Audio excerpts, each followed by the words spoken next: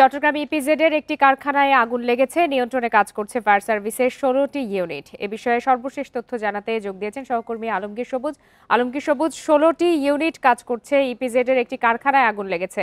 অগ্নিকাণ্ডের সর্বশেষ কি তথ্য রয়েছে আপনার কাছে? কিভাবে কখন এই আগুনের সূত্রপাত? বেলা 2টার পরে আসলে চট্টগ্রাম ইপিজেড এর 1 নম্বর সেক্টরের 5 নম্বর সড়কে একটা 8তলা ভবনে আগুন লাগে। আমরা যেটা জেনেছি ফায়ার সার্ভিস এবং অন্যান্য সূত্র আমাদের যেটা জানিয়েছে, এটা হচ্ছে Adamas cap and textile limited নামে একটা ফ্যাক্টরিতে, যেটা 7ম তলায় অবস্থিত।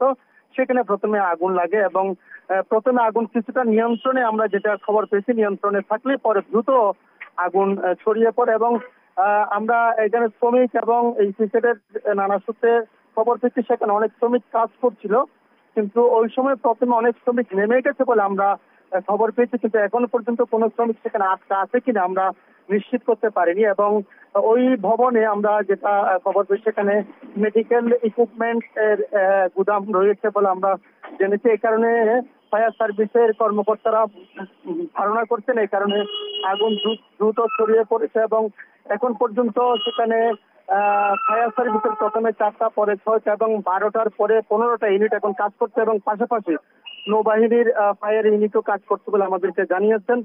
এবং আমরা খবর নিচ্ছি সেখানে উৎসুক জনতা ভিড় করেছে এবং আইন শৃঙ্খলা রক্ষাকারী বাহিনীর সদস্যরা সেখানে নিয়ন্ত্রণের চেষ্টা করছে। এবং এই সময়ে ওই ফ্যাক্টরিতে সাধারণত 5 শতাধিক শ্রমিক কাজ করে বলে আমরা জানতে পেরেছি এবং এখন পর্যন্ত কোনো শ্রমিক আটকা আছে কিনা সেটা আমরা নিশ্চিত হইনি। ফায়ার সার্ভিসের উপসহকারী পরিচালক আব্দুল মান্নান জানিয়েছেন যে তারা চেষ্টা করছেন দ্রুত আগুন নিয়ন্ত্রণে আনার এবং কোনো শ্রমিক আছে কিনা, আটকা পড়ে আছে কিনা বা থাকলে তাদের উদ্ধারের বিষয় জানাবেন যে আপনি কিছুক্ষণ আগে বললেন যে সেখান থেকে আগুন লাগার পরপরই বেশ কিছু শ্রমিক যারা ছিলেন বের হয়ে আসতে পেরেছেন। তাদের কারোর সাথে কি কথা হয়েছে কিনা আপনার, বা তাদের কাছ থেকে কোনো তথ্য জানা গেল কিনা? হ্যাঁ, আমরা শ্রমিকদের সাথে আলাপে টেলিফোনের মোবাইলের মাধ্যমে জানতে পেরেছি তারা অনেক শ্রমিককে বের হয়ে গেছে আমাদেরকে জানিয়েছেন। একজন আমাকে বলেছেন ম্যাক্সিমাম শ্রমিক বের হয়ে গেছে, যেহেতু সেটা আগুন নিয়ন্ত্রণে তাদের ছিল, এই কারণে তারা বের হয়ে গেছিল। আমাদেরকে জানিয়েছে তাদের সরু সিঁড়ি ছিল বলে আমাদেরকে জানিয়েছে, তবে শেষ পর্যন্ত কোনো শ্রমিক আটকা আছে কিনা সেটা আমরা নিশ্চিত করতে পারিনি, ফায়ার সার্ভিস নিশ্চিত করতে পারিনি। এবং আরেকটি বিষয় জানাবেন আলমগীর সবুজ, সেখানে ঠিক কি পরিমাণ শ্রমিক কাজ করেন এ বিষয়ে কি তারা নির্দিষ্ট তথ্য দিতে পেরেছে? আমরা জেনেছি যে ক্যাপ হাউস, যেটা ক্যাপ তৈরির যে কারখানা আমার ক্যাপ হাউস, সেখানে 5 শতাধিক শ্রমিক কাজ করতে বলে আমরা খবর পেয়েছি। সেটা ওই বিল্ডিং এর 7ম তলায় এই ফ্যাক্টরির অবস্থান এবং ওই ভবনে অন্যান্য তলায় আমরা খবর পেয়েছি সেখানে চিকিৎসা সামগ্রীর গুদাম হিসেবে ব্যবহার করা হতো কিংবা চিকিৎসা সামগ্রী তৈরির কারখানা বলে আমরা খবর পেয়েছি।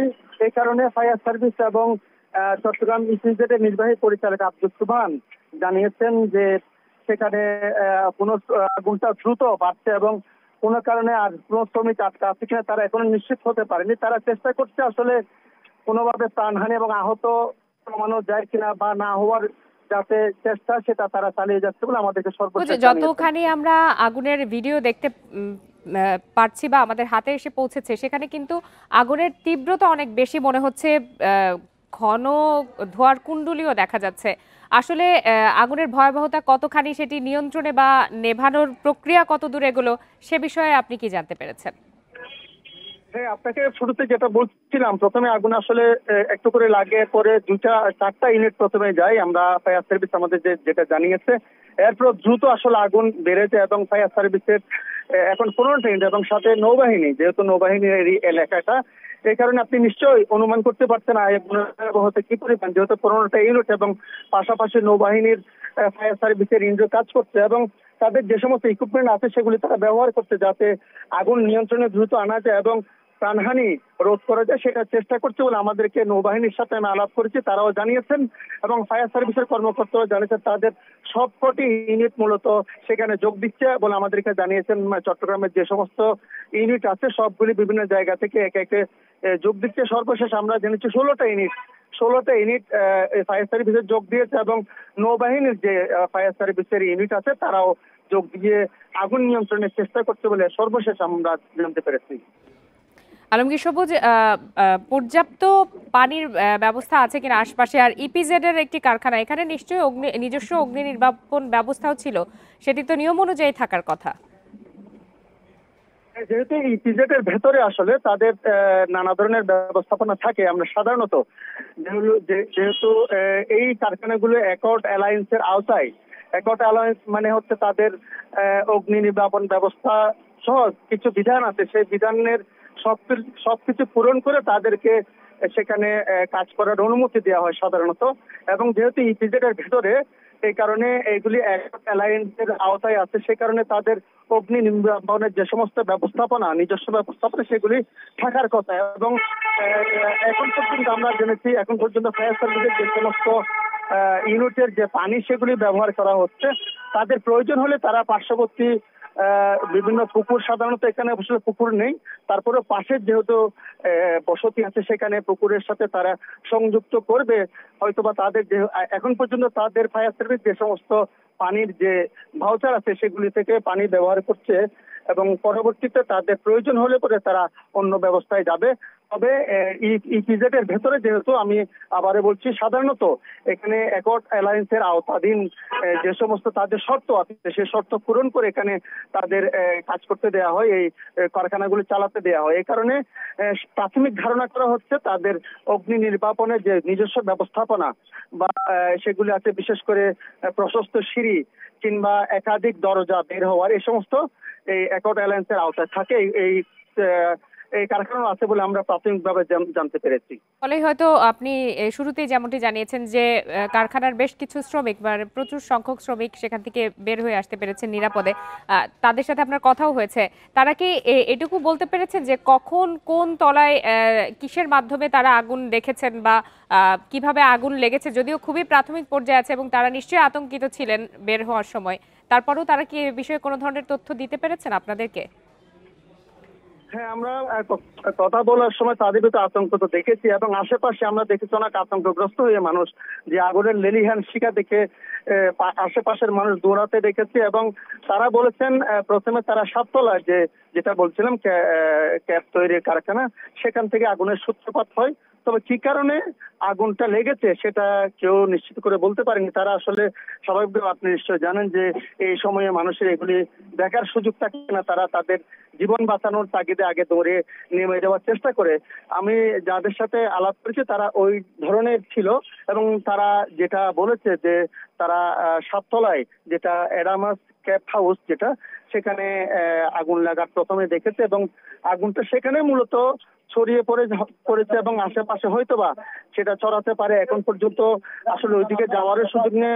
আগুনের যে লেলিহান শিখা, আপনি নিশ্চয় ভিডিও ফুটেজে দেখছেন, ভয়াবহ আগুন, এই কারণে আশেপাশে মানুষও আসলে যাওয়াটা কঠিন হয়ে পড়েছে। তবে উৎসব জনতার যে পরিমাণ আসলে যেটা সাধারণত হয়, এই কারণে পুলিশ এবং আইন শৃঙ্খলা রক্ষাকারী বাহিনীকে ব্যাগ পেতে হচ্ছে। এবং যেহেতু এটা একটু সংবেদনশীল এলাকা, সে কারণে পুলিশ এবং আইন শৃঙ্খলা রক্ষাকারী বাহিনী যারা আছে তারা সতর্কতার মধ্যে আছে। এবং যেহেতু আগুনটা একটু উপরের দিকে লেগেছে, 7ম তলার কথা শ্রমিকরাই জানিয়েছেন, আরো উপরের দিকেও লেগেছে দেখা যাচ্ছে, সেক্ষেত্রে ফায়ার সার্ভিস যে আগুন নেভানোর চেষ্টা চালাচ্ছে, পানি কি ওই উপর পর্যন্ত পৌঁছাচ্ছে কিনা?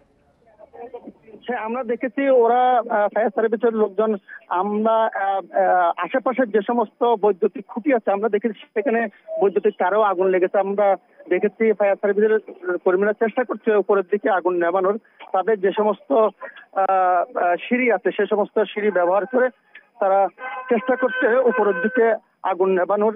এবং আসলে আমরা প্রতিবার আগুন লাগার ভয়াবহ কোনো আগুন লাগলে পরে আমরা যে সমস্ত রিপোর্ট করি, নিউজ করি, সেখানে তারা সবসময় আমাদের যেটা বলে তাদের পর্যাপ্ত ইকুইপমেন্ট নেই। বড় ধরনের অগ্নিকাণ্ডের সময় তারা উপরে ওঠার অনেক সময় সিঁড়ি থাকে না, কিংবা তাদের যে সমস্ত ট্রেন আছে এই সমস্ত স্বল্পতা আছে বলে তারা আমাদেরকে বলে।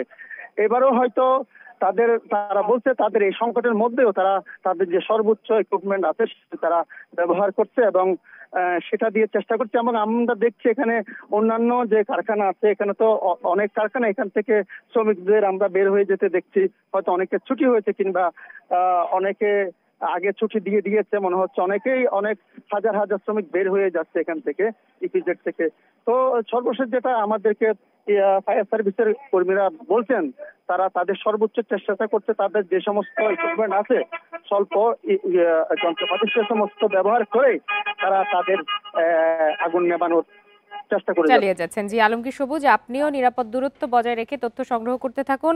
অনেক ধন্যবাদ আপনার কাছে। নিশ্চয়ই আমরা পরবর্তীতে আপনার কাছে আবারও ফিরবো।